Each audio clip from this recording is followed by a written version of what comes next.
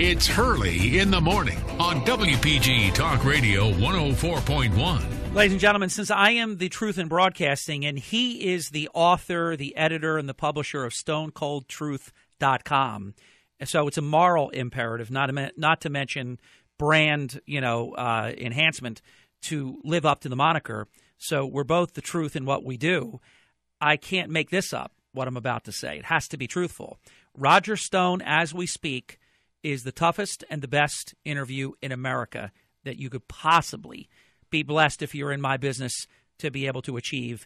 And I'm very, very happy to say that he is standing by. And the only thing standing in the way of him speaking is that I am speaking about him.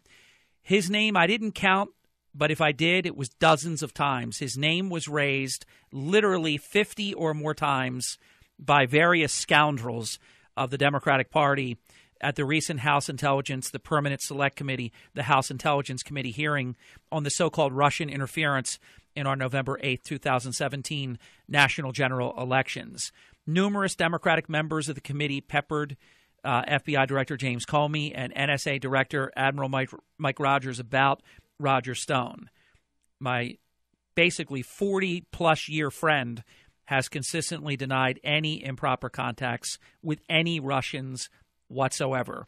We have a lot to talk about. It begins right now. Roger Stone joins us. Again, stay close to Roger at StoneColdTruth.com. And, of course, his newest book, The Making of the President, is awesome, and it is available at Amazon.com and all the various bookstores. Roger, I mean this, and you know this, even though we've been friends for a long time. It's an honor to present you. Well, Harry, it's great to be here. You're probably right about my being a pretty good interview. I think that's why the House Democrats slime me in public, but now don't want to afford me a chance to respond in the same forum. I mean, I don't know what pile of dung this Adam Schiff climbed out from under, but this guy's a small-time Joe McCarthy. His line of questioning, I counted 5 separate lies. That's fine. It's the political system. Let me have Mr. Schiff one-on-one, face-to-face, in the same forum. And believe me, his constituents will turn on him. So this whole meme, the Russians aided Donald Trump, it's a lie. It's a blatant lie. It's born of sore loserism. I'm sorry, you're crooked, corrupt, sick, unstable candidate for president. Hillary Clinton lost. Aw, isn't that too bad? They nominated a weak candidate. They just don't want to face up to it. Donald Trump turned out to be a superlative candidate. They don't want to face up to that either.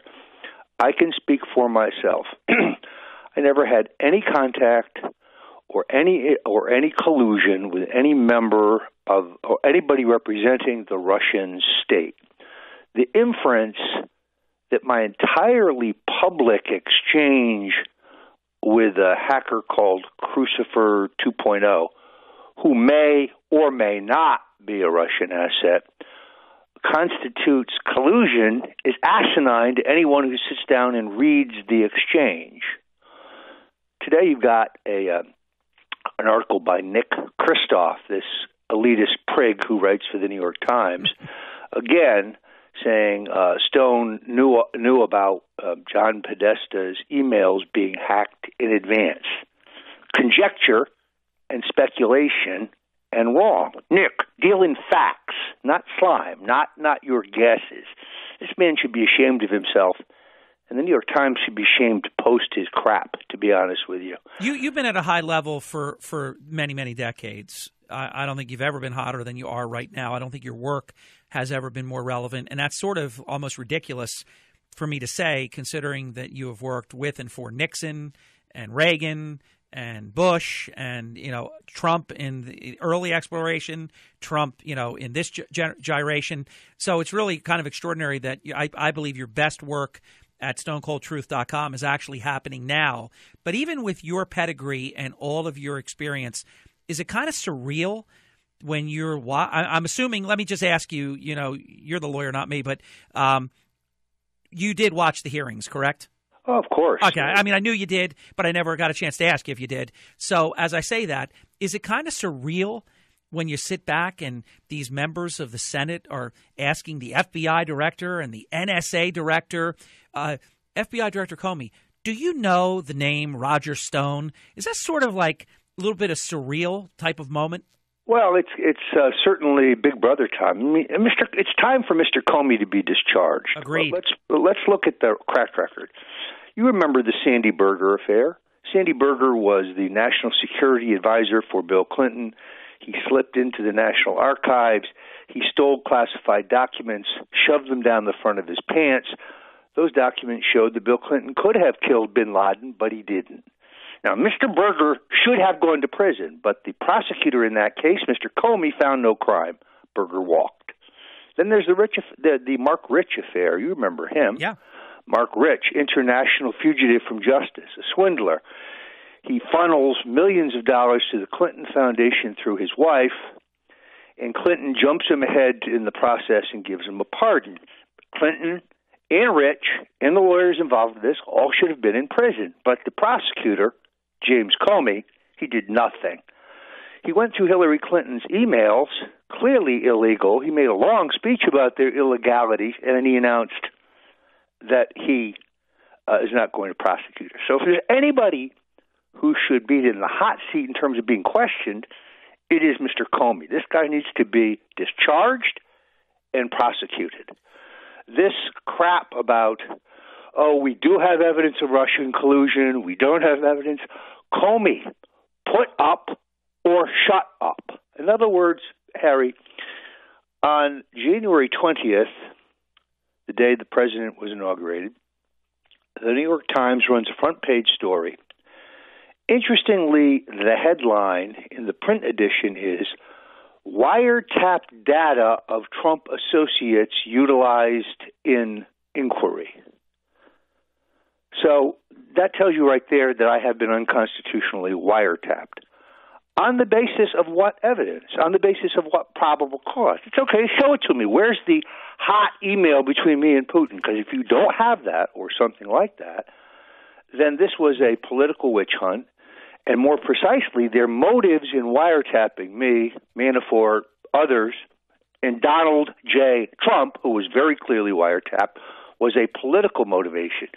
You have no evidence of treason or corruption. You wiretapped us for politics. This is worse than Watergate. And it is amazing that the Times says on January 20th, the FBI has emails and financial transaction records, and then on the 30th they say telephone intercept transcripts proving collusion. Where are they? Produce them. Let's see them. Oh, you mean they don't really exist and they never did? This is one of the great witch hunts of all time.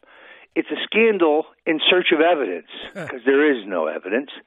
And let's get to the real point here. It's not about me. They can't attack Donald Trump, so they're attacking me. It's an effort to destabilize our president and delegitimize him because they can't get over that they spent $2 billion and that Trump spent $275 million, and that they had the cable news networks rigged, and they had Google and Facebook rigged. And Harry, they still lost. I know. Isn't it beautiful? It's so true. And here's what they're also not used to, the Schiffs and the rest of these jackals up there on that committee that talking the smack about Stone and all the things that they were saying at the hearing. They're not used to somebody like you that not only welcomes the opportunity to be at that committee and to be able to speak for yourself since they're talking. I always believe if they're talking about you, they ought to give you the opportunity to speak yourself. But they don't want to do that because they know how smart you are. They know how articulate you are. They know you have the truth and they have nothing. They knew that Comey was going to come and close the door on everything that President Trump was saying. And I want to ask you a question, Roger, because you're uniquely qualified to answer this. Later today, if Congressman Chairman Nunes is correct, the NSA is going to drop something that I believe is a checkmate. It will prove that Donald Trump in 140 characters told the truth and that people have been lying all this time, people who knew or should have known. I'll use famous language that you're familiar with. and that Comey, when he said that they combed everything, that there's nothing to support what the president said, if this comes out from the NSA today, Mr. Stone, I suspect that James Comey will soon be the former FBI director. Well, not only that, but just send over federal marshals to handcuff him if this comes true. In other words, it's time for the president to use his power. He could, for example, declassify and demand the immediate release on any documents they have pertaining to collusion with the Russians in the Trump campaign. There's a perfect example. And then you have, this is almost laughable, James Clapper, the defense intelligence director under Obama, a man caught red-faced lying in front of the Congress under oath who was forced to recant to avoid prosecution. Now he's assuring us that there was no effort to wiretap Trump. Clapper, why would anyone believe you? You're a proven liar. You're an experienced, proven liar. Roger, let's get our break in so we stay on time. And I know you got to get out of here when you have to get out of here. We're going to come back in 3 minutes more with Roger Stone. You can find out what's the latest going on in Roger's world. Either follow him as I do on Facebook, where he puts up really sometimes very fun outside the realm of politics. I will tell you, and I'm going to ask Margie, and we're going to do it together. We're going to create Roger Stone's one-pan bolognese sauce. It was fabulous.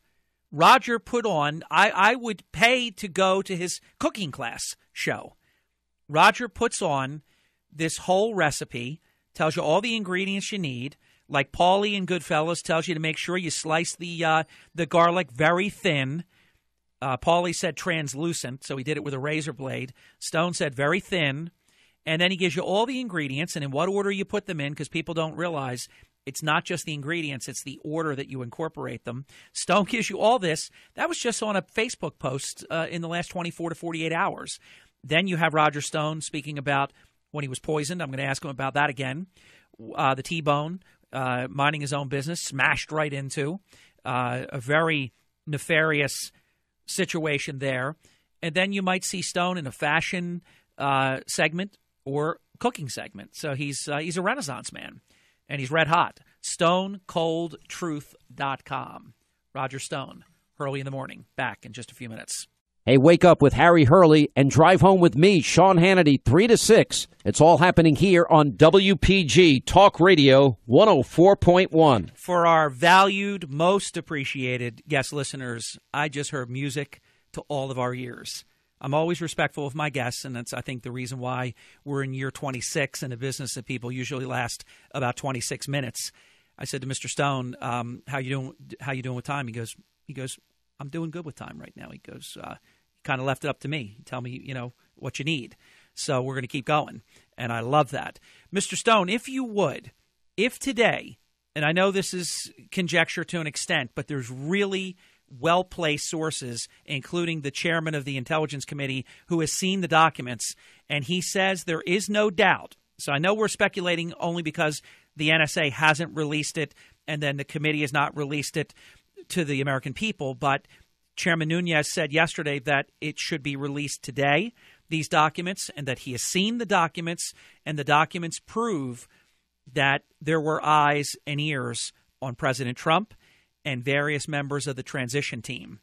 If this is indeed true, give us, because you have worked for multiple presidents and you know this stuff better than all of us combined, what would typically unfold when just this week an FBI director testified under oath and an NSA director testified under oath that there's nothing. They checked with everybody, and the Justice Department also told us to answer for them and say there's no there, and basically calling the President of the United States a liar. And now these documents are going to prove that he told the truth again. Checkmate, Donald J. Trump, President. What do you think happens if this goes down like that? Well, of course, it's always dangerous to speculate about a hypothetical situation, but a couple things going on here at once. First of all, Harry, you said one very key thing, and that is it appears that the surveillance was not of candidate Donald Trump, or I should say not just of candidate Trump. It was also of President-elect Donald Trump. Bingo. Meaning, if we were surveilling the transition, well, then that means that this happened post-election. So we're spying on the President of the United States, or in this case, the President-elect of the United States. And Nunes, I know we're agreeing that we're speculating, but we're really not, because unless Nunes is a crackpot liar, he has seen the documents that show that in November, which the election was November 8th, and December, and in January, the President-elect and the transition team, they were, even if they want to use this crazy term, incidentally surveilled, recorded, so on. But it wasn't incidental or inadvertent when they leaked, and the term is unmasked, Americans, because I just believe somebody's going to jail here, Roger. But back to you. Well, I've seen this before, Harry. On November 22nd, 1963, John F. Kennedy was incidentally shot in the head. I mean, it's the same thing. In other words, we wiretapped, but it was incidental. I wonder if Liddy and McCord and Hunt and the Watergate burglars had tried that defense, how it would have worked. Yeah, we broke in, but it was only incidental. Now, it's the typical double standard. That's why it's hard to answer your question. In a proper situation, were this to break, the president would fire Comey, the Justice Department would arrest him, and they would charge him. Then he'd get out and get himself a good lawyer.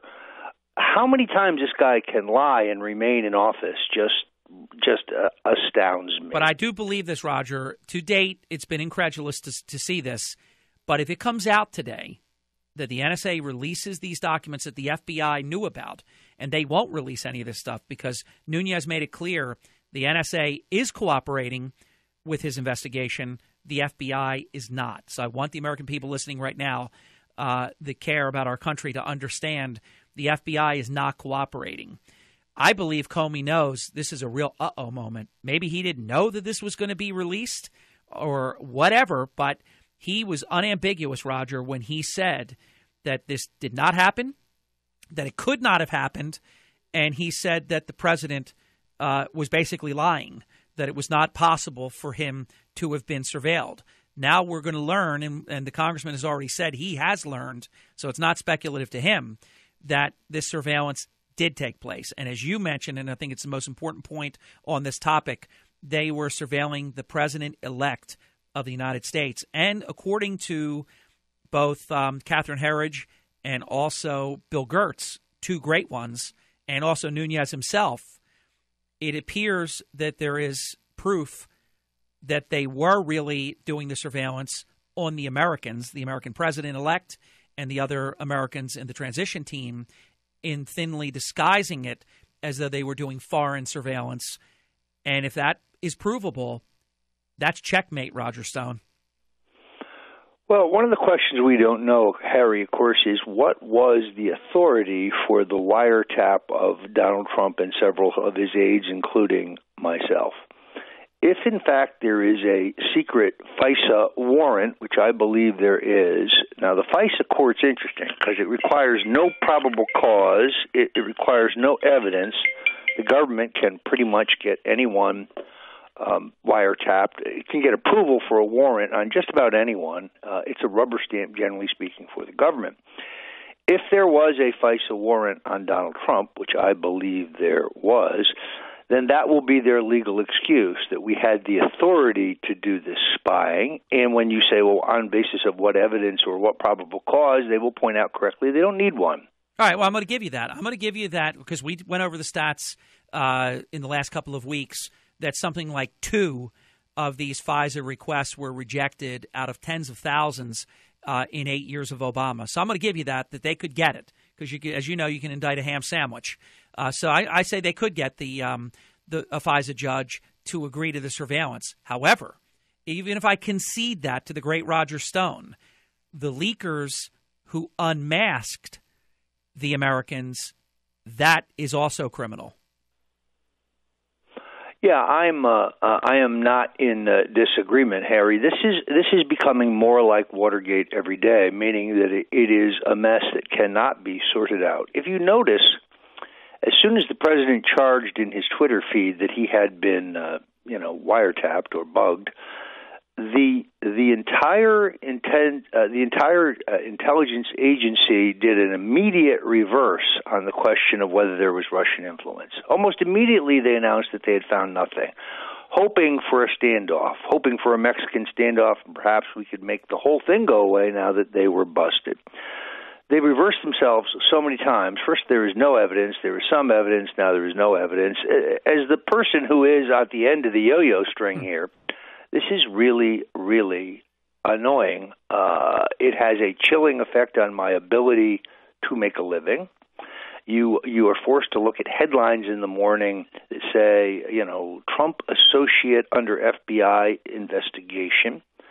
That goes over big with your neighbors, as you might imagine. Yes. And there's nothing better, Harry, than waking up in the morning and seeing two congressmen kicking your testicles around like it was a football. But that's what I experienced, and I'm a big boy. This is a rough and tumble game. This isn't beanbag. Just give me my fair response to face my accusers. That's the American way. Let me take Schiff's words. I'll put them on a giant blackboard. We'll put them up there, and we'll delineate the lies one by one. Or, as my friend Leo Gorsi used to say, the insinuendos. The king of the malaprop, him and Norm Crosby. Roger, they're not going to give you, though, the opportunity to testify, are they? It sure looks like they are not. It sure looks like they are backing away. So having slimed me now, they don't want to afford me any opportunity to clear my name. It's very embarrassing. Not embarrassing, but it's very disturbing that this could even happen in America. Let me say it again. They have nothing. Nothing. Zero. Nada. Zilch. There is no proof of Russian collusion. Let's try this one out. Paul Manafort had a contract with some Russian rich guy that ended in 2009. How, therefore, did he collude with the Russians in 2016? Where's evidence of that? Where's the proof of that? I mean, talk about a ridiculous stretch. It's almost as absurd as the notion that my entirely innocent public exchange and short private exchange with somebody on Twitter claiming to be Crucifer 2.0, after all, it is Twitter, you're not really sure who you're talking to, constitutes collusion. Look at the substance of our exchange. It's banal. There's nothing in there that is 007 stuff, if you know what I mean. I love it. Let's take our halftime break. We're going to come back. One more segment with Roger Stone. I want Roger to remind us when we come back the poisoning that took place Hurley in the new year, and then followed up a few months later while Roger was a passenger in a car. You've heard the expression, some of the insurance commercials even say it, getting T-boned. That means that somebody's coming at a high rate of speed and they hit right on Roger Stone's door. There's a whole bit of circumstances behind that I want to have Roger convey when we come back, and anything else. I know there's callers that want to speak to Roger as well. 31 minutes past the hour, Hurley in the Morning, with Roger Stone, his news and information website, entertainment website, and more, stonecoldtruth.com. Hi, it's Mark Levin. Join me at 6 this evening. Now back to the mayor of the morning, Harry Hurley, on WPG Talk Radio 104.1, South Jersey's talk station. We are visiting with national political strategist, but, he's so beyond that. That's something he does, but he's beyond that. I mean, he's a true Renaissance man. I mean, you could see him doing on stonecoldtruth.com or the first platform, stonezone.com, which is right now under reconstruction. It's going to be bigger and better. I saw him do an interview with some really great clothier fellow that was just awesome. I mentioned the spaghetti sauce video that Roger did that I just thought was incredible, better than the TV shows that you see on the on the cable channels. Roger Stone is with us, and obviously he is very much in the news these days. I call it our To Russia with Love visit with Roger Stone. Roger, if you would, because we did have a chance to talk about this several months ago, briefly remind, and some that don't know about it, tell them for the first time, the poisoning episode, and then, of course, the T-bone. And I'm not talking about a nice T-bone with a piece of filet mignon on the outside edge. I'm talking about somebody crashing right into you. And, I start to see, one odd thing happen. It's not like he had a bad piece of seafood somewhere and he had food poisoning. he was poisoned, and then you get T-boned, and there's odd circumstances. Tell our listeners about that, because I think it's not. I don't think we could ignore the possibilities here. Well, Harry, to be precise, back in December, immediately after Senator John McCain, a man who very sadly at this point I think is thoroughly mentally unbalanced, bitter, angry, cranky, and just can't get over the election of Donald Trump, just can't get over it. So his entire motivation is personal bitterness and jealousy, has nothing to do with national security. But McCain publicly said that Stone should be compelled to testify in front of the Senate regarding his ties to the Russians and Yanukovych. Harry, I have no ties to the Russians or the former Ukrainian president, none whatsoever. So John McCain is acting a bit more like Joe McCarthy with wild, baseless, and reckless charges. But almost immediately after he called for me to testify, I became seriously ill for a couple days. I just thought it was a routine stomach virus. But as I got, progressively sicker, I finally had to go to the doctor, then to the hospital, then for a battery of blood tests in both New York and Florida. And my doctor concluded that I had been poisoned. My symptoms manifested themselves in a horrific rash on my face and chest, loss of hair, violent diarrhea, uncontrollable vomiting, dehydration. I didn't eat anything to speak of for about a month. I lost almost 15 pounds.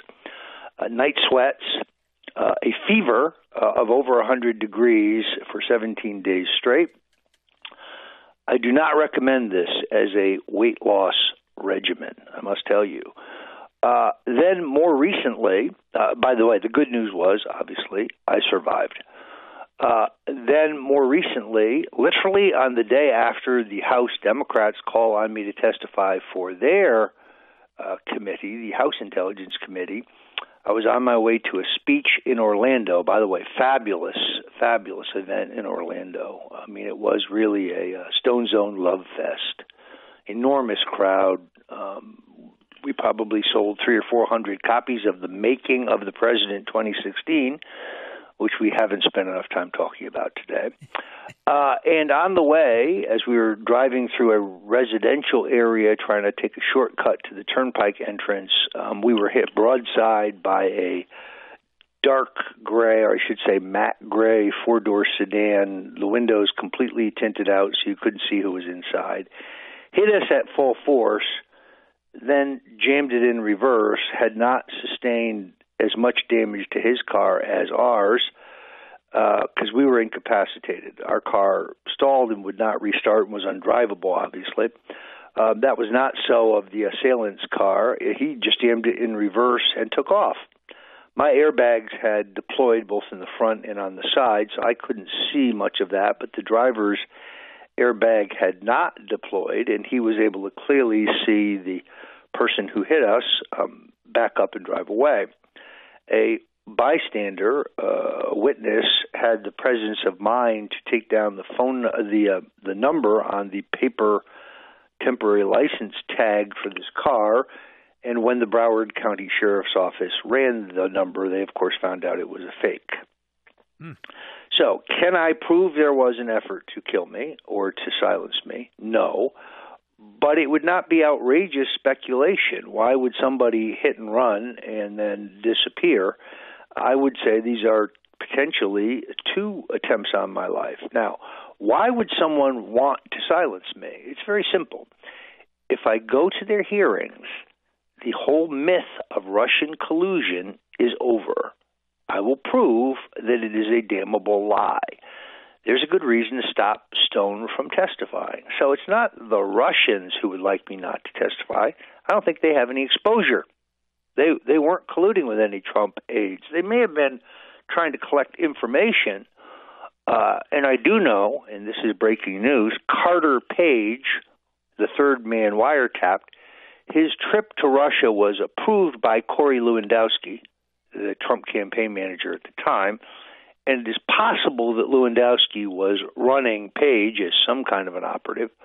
But I, of course, have no proof of that. I do know indisputably that Lewandowski approved Page's trip to Russia. Maybe they can explain that. But other than that wrinkle, which I have just now revealed to the world, there is no evidence, and therefore those who have an interest in my not testifying would be Americans, specifically Americans in the Obama administration. Can I prove that? No. I do know that this is the sickest I have ever been, and I really did think I was going to die, and that the auto incident, while as you know it happens in a nanosecond, it's still terrifying. You're still shaking when it's over. Sure. So then you got to find out because you're already your antennas are up, and you had the other episode in late December and that made you sick, and you could have been worse. By the way, are you having any ill effects from the poisoning, or is that resolved at this point? I have to have a blood test every 6 months. Every 6 weeks to continue to search for cancer, because the problem involved in the exogenous substance that was somehow injected into my bloodstream, either through food or through a dart or some other method. The real danger from what was most probably a radioactive compound would be cancer. As far as the car accident is concerned, I am sorry to tell you that my right eye, for which I had surgery to reattach a retina almost 2 years ago, my vision is now unacceptably blurry, and I probably will need reattachment surgery again because of the impact of the car accident. So I noticed you've been wearing these glasses that I've never seen you wear before. Well, the problem is my eyes now become so light sensitive that the TV lights, particularly, if you'll notice, I have trouble. I keep blinking. I can't stop blinking. It's because of the sensitivity of my eyes to the light due to the surgery. Now that has become exacerbated by the impact of the election and of the accident. And Harry, to be honest with you, I can see very little out of my right eye at this point. It's so blurred. I got to tell you, I am so sorry to hear this. I'm going to negotiate with Mr. Stone and see if he will do us the honor of closing out the show with us. We've got to get our final break in. I know friends of Roger you've blown up the phone lines. You don't even know it the whole hour. If he'll take some calls, I got to negotiate with Roger right now. We'll see what happens when we come back. This is about a 4-minute break. Hi, it's Glenn Beck, and I'm coming up at 10 this morning. Now back to Harry Hurley on WPG Talk Radio 104.1, South Jersey's talk station. My negotiation with Mr. Stone went swimmingly well. We have 12 minutes uninterrupted. It begins right now, and what Roger wants to do, although there are just a myriad of issues we could continue to talk about, he wants to take your phone calls first, and we'll take your calls the rest of the way. Welcome to Hurley in the Morning with Roger Stone. Roger, thank you so much. Hi, Harry. Hey. Roger, I'm so sorry for the poisoning and the hit and run. And right now, the most important question for you right now is to ask yourself, am I saved? If not, do something about it. But after the collapse of the USSR, Roger, I can remember Ken Starr saying he would rather work on the new constitution for Russia. That was pretty important. It was like a new country instead of the impeachment on Bill Clinton. And so why wouldn't Russia seek to go about and rehabilitate itself? It's a new country, number one, and broke, and all other kinds of problems, finding its way into capitalism. Why wouldn't it want to talk to those who are the best at capitalism? Americans. So what's the big deal with talking to Americans? Offshore accounts, the article brought up with Manafort. They want to make you a partner, of course. Right. And but the offshore accounts, at the end of the article, they go to mention, but they're legal. The inference is that they're bad, but they say they're legal. I mean, Mitt Romney had offshore accounts. And as far as Manafort, the guy was in campaigns with Ford, George H., George W., Dole, Reagan, Trump. And look at the numerous campaigns you were a part of. This is just awful. Well, it starts, of course, with a supposition that WikiLeaks and Julian Assange are agents of the Russians. There is no evidence of that at all. I guess the folks at the CIA think if you say it over and over again enough times, people will begin to believe it, but it's not true. He has denied it, and there's no evidence to the contrary. Therefore, from a strictly hypothetical point of view, let me stress this because they always go crazy, if I had been in direct touch with him, there would be nothing illegal or wrong with that. I was not, however. I've been very forthright about how I knew that he had the payload on Hillary and would dump it in October, and that it was very broad. I knew that through an intermediary. Now, yeah, it's true in different places. I would call it something different. In a speech to 200 screaming Tea Party people, I called it a back channel. In a radio interview, I called it a mutual friend. Somewhere else, I called it an intermediary. There's no inconsistency there. Those are all the exact same things. When giving a speech, of course, you're going to use more motivational language. But to imply that meant that I knew everything WikiLeaks was going to do, I knew precisely what they had and when they were going to drop it, that's a lie. I've been very clear about what I did know. Now, here is the point. I was right. Everything I said turned out to be accurate. So you got the Miami Herald saying Stone really had no involvement. He's making the whole thing up. All right, well, then I'm clairvoyant. Or on the other alternative, Stone was talking to Assange on a daily basis and telling him what to say and do. That's obviously not true either. The whole thing is these are the smear tactics I was referring to either. Sure, Manafort and I were partners 30 years ago. Yeah, I guess he did have a contract with a wealthy Russian. That was in 2005 to 2009. How that would affect the 2016 election, I'm scratching my head on that one. This, again, it's a scandal in search of evidence. First we decide what happened. Then we try to go and reconstruct evidence to prove it. It's completely backwards. It's almost Kafkaesque in its tortured logic. Again, I refer to this New York Times piece today by Nick Kristof, speculating that I knew, conjecture. Instead of dealing with proof, they just, they cast aspersions. It's very disconcerting. Yeah, they create smoke. Then they call smoke the new fire. It's really crazy. Linda, there's a lot of listeners that want to say hello to Roger and pose their questions. So thank you for your call. Welcome, Hurley in the Morning with Roger. You're on the air. A real little warrior, Mr. Stone. I want to say bless you and your recovery, and you're still not malicious, and you're fighting what you believe in. And I'll make this real quick. Yeah, but ask him a question, though, not a speech from you. Of course. Okay, then. The people. Okay, the Soviet Union.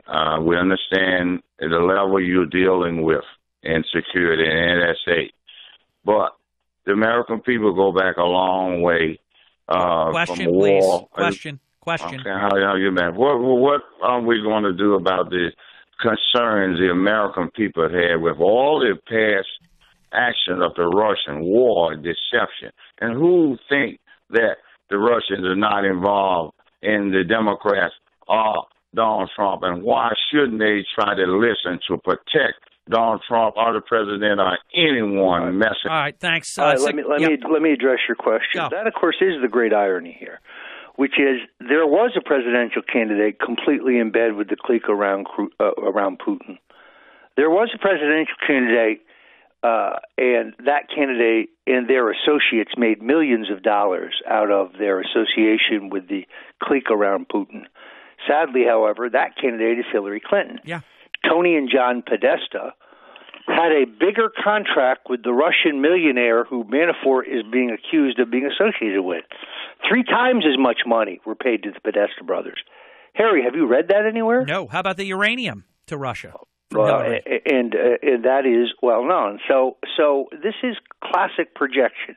Take exactly what you are doing and then accuse your opponent of it. It has happened again and again and again in this race.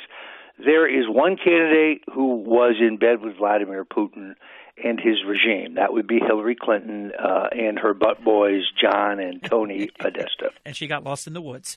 You're on the air with Roger. Go right ahead. Hi, Harry, Roger. I'd like Roger to comment on the hypocrisy of liberal swine like Congressman Schiff and Senator Al Franken when they trash you based on pure speculation. And as you two just mentioned, you kind of stole my thunder of my question. There was absolute smoking gun evidence that Hillary and Bill Clinton benefited in the millions of dollars with their collusion with the Russians. And again, the liberal swine, the liberal media have completely ignored it. And Roger, you're a great American.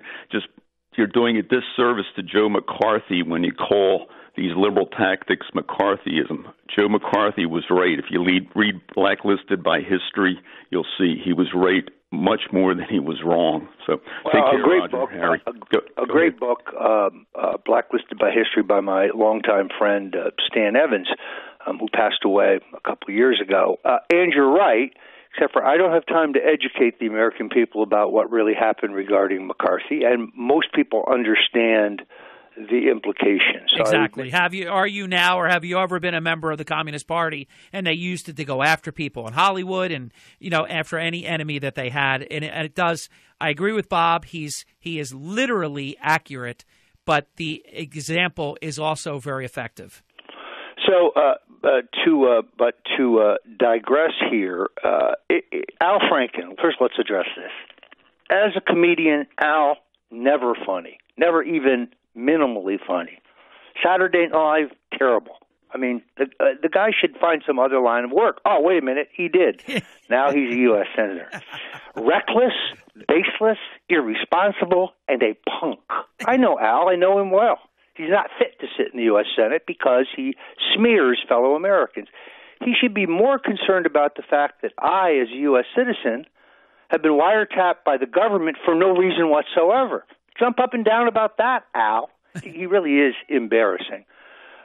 It is, and his election was most likely fraudulent, just while we're on it. Oh, yeah, Norm Coleman won that election. There's no doubt about it. So it is part and parcel of this whole group. Schiff, this pretty boy GQ mannequin Eric Swalwell from California, he comes out and says, even if Stone testifies, he'll lie. Eric, I got an idea. Why don't you waive your congressional immunity and we'll let a judge decide whether you've slimed me or not? Of course, they won't do that. All these brainless Democrats, and by the way, Elijah Cumming, literally the dumbest human being who's ever walked the face of the earth. Hey, Bob, let me get in one more call. Thank you, sir. See you soon. Welcome to Hurley in the Morning with Roger Stone. You're on the air. Two of my favorites. Thank you. Roger, is it true that your previous caller said millions in the Clinton, Podesta, and Uranium One? Isn't it true that it's over 100 million? That's my memory. Ironically, the New York Times did a superb page-one expose on this. I'm sure there was enormous internal pressure to spike that as well. But that's the tip of the iceberg. I mean, I wrote on October 13th at StoneColdTruth.com a long piece on John Podesta's role in laundering organized crime cash, mob cash, Russian mob cash, and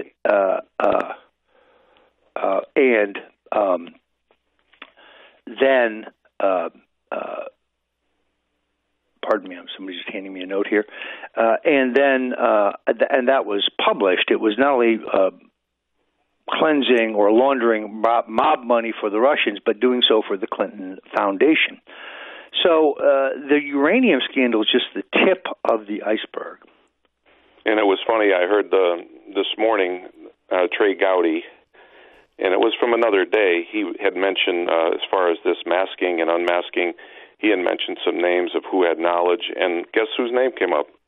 Susan Rice, Ben Rhodes, same cast of characters. Wait till today. Wait till today, and you hear these names that I believe are going to come out. We have a 60-second hard break. Dan, thanks for the very kind words. I want to see if Roger will stay for just a 60-second break, and then we'll have 2 minutes on the other side of the break with his takeaway from where we're at right now, anything that he would like to close with. We're going to be right back. Reminder, we have Philadelphia Flyers tomorrow night, actually tomorrow afternoon, 2 p.m., and then Sunday night at 7 p.m. We're going to be right back, one closing mini segment with the great Roger Stone. I'm Hurley in the Morning, and this is WPG. WPG Talk Radio 104.1, WPGG Atlantic City, WSJO 104.9 HD2 Egg Harbor City, South Jersey's talk station. 2-minute drill begins right now. Just a big thank you to Roger Stone, because getting an hour from Roger Stone right now is like asking for him to stay for a month. You just have no idea how in demand he is. Roger, give us your takeaway about anything you want to close with. Yeah, I actually think this is a good opportunity to say that if you want to know anything whatsoever about Russian influence or Russian contacts in the Trump campaign, all of this is very extensively covered in my book, The Making of the President 2016, How Donald Trump Orchestrated a Revolution.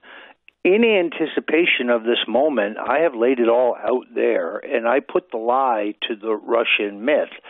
So if you want to arm yourself for your arguments with your friends and neighbors who may be clinging to the myth of Russian collusion in Trump's election or anything else about the Trump campaign, this seminal book is something you need to have. Of course, it's available at Amazon.com or BarnesandNoble.com or StoneColdTruth.com or RogerStone.com. Harry, of the 5 books I've written, I think this is the one of which I am the proudest. I had to crank this out while I was pretty sick. I had a requirement of 2,000 words a day to make my deadline. As it was, I was about 2 weeks late because of my illness, but still managed to get it out on the 31st of January. So I commend it to you. Harry, I'm going to send you a free copy. Than I did buy one too, but I'll take a free one. I might even send one to Don Hurley, now that I think of it. I love it. I really hope that folks will pick this up for 2 reasons. One, the Stone family needs to eat. Yeah. And all these personal attacks on me are not helping my ability to make a living. And secondarily, if you want the definitive explanation of how Donald Trump pulled off the greatest single political upset in American history, this is the book for you. Mr. Stone, always great to be with you. Ladies and gentlemen, Roger Stone, StoneColdTruth.com. And remember, his book's available Amazon.com or through any of the usual suspects. I saw it right next to Todd Starnes' book in a post that I saw on Facebook. Also, Executive Program Director Chris Coleman at WPG has made a very important executive decision that this entire interview will be up on our WPG TalkRadio.com YouTube channel a little bit later today. So if you've missed any of it, you can check it out. WPGTalkRadio.com. Have a great weekend. Roger, as always, thanks for the relationship. Thanks for the partnership. And stay close. Great, Harry. Many, many thanks. Thank you, sir. We'll say goodbye for the weekend. Remember, live and local tomorrow with both Carmen and with John and all the other good things. And I'll see you on Monday. Here's Glenn.